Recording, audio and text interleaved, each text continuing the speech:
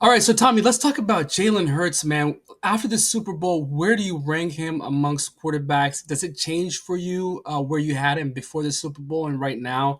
What kind of quarterback is Jalen Hurts in your mind? Does it change where no, I think he's a top 10 quarterback, but I think and I'm not the biggest believer in player rankings. I just think scheme and teammates and coaching and all that can play a lot of factors.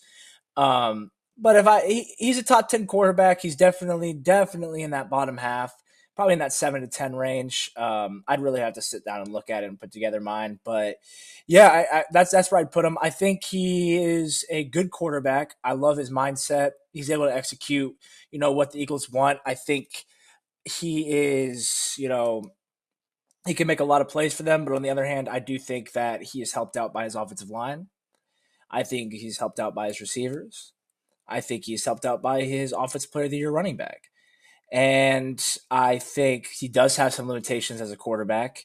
I don't think he's a guy that can come in and just world beat, win you the game, like 500 yards, 5 touchdowns. He's not that type of player. And that's okay. I mean, because the Eagles found a guy and have built a team around him and his strengths. And that's what we saw on Sunday. And that's what we saw all season from the Eagles. The Eagles are a physical, hard nosed running team first into play action and getting their star receivers open.